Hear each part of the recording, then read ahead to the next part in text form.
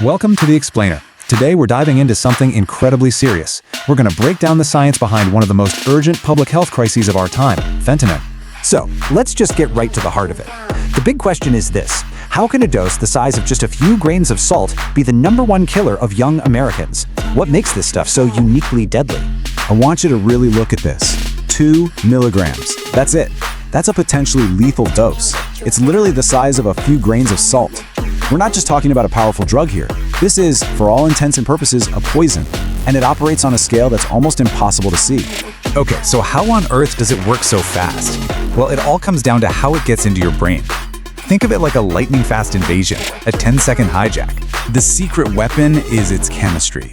Fentanyl is what scientists call lipophilic, which is just a fancy way of saying its molecules are fat-loving.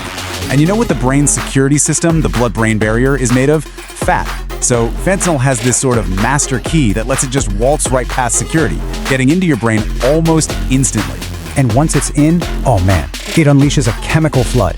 Think about the best meal you've ever had, or any natural pleasure. That gives you a nice little dopamine hit. Fentanyl? It's not a hit, it's a tsunami. A flood of dopamine that's 10 times stronger. It basically short-circuits your brain, convincing it that this is the most amazing feeling it has ever or will ever experience. But here's the thing. That incredible, overwhelming feeling, it's a complete setup. It's a trap. It's the first step in your own brain betraying you, turning that moment of euphoria into an unbreakable prison. And this is what you really need to understand about addiction to a substance like this. It becomes a double-faced trap. Pretty soon, it's not even about chasing that amazing high anymore. It's about desperately, frantically trying to escape the absolute agony of the low, the withdrawal. And trust me, that low is a neurological nightmare. Your brain has literally been rewired.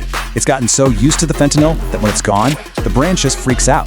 It goes into total overdrive, sounding every single alarm bell, physical and psychological, all at once. It is pure, agonizing torture. Listen to this quote from Rachel George, someone who lived through it. "I didn't have a choice when I was using." And that's the science of it, right there. The brain's most basic survival instincts have been completely hijacked. The need for the drug feels as essential as the need to breathe. Choice is, well, it's just gone. So that's the trap of addiction. But the crisis we're in today, it's evolved. It's something even more sinister. It's not just about addiction anymore. It's about deadly deception. The entire street drug supply is now essentially poison. Just look at these numbers from the DEA. They're staggering.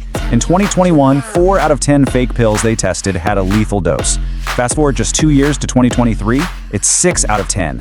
You're literally playing Russian roulette, and someone keeps adding more bullets to the chamber.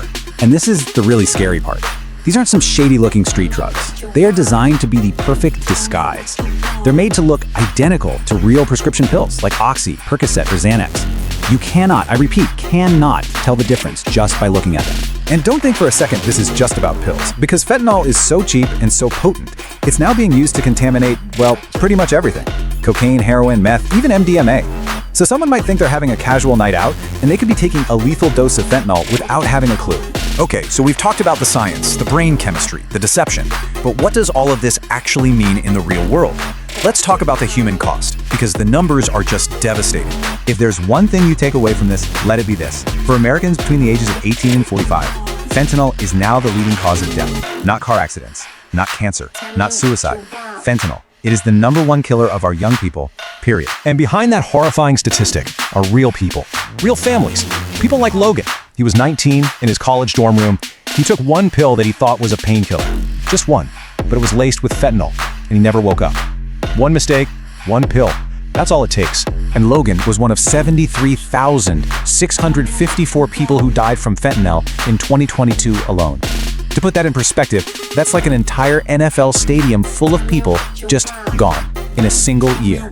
It's almost impossible to wrap your head around that scale of loss. So, faced with something this big, this scary, it's easy to feel helpless, but we're not. Knowledge is power, and it can be a lifesaver. So let's finish up with the most important part, what you need to know to potentially save a life. Okay, everyone should know these signs.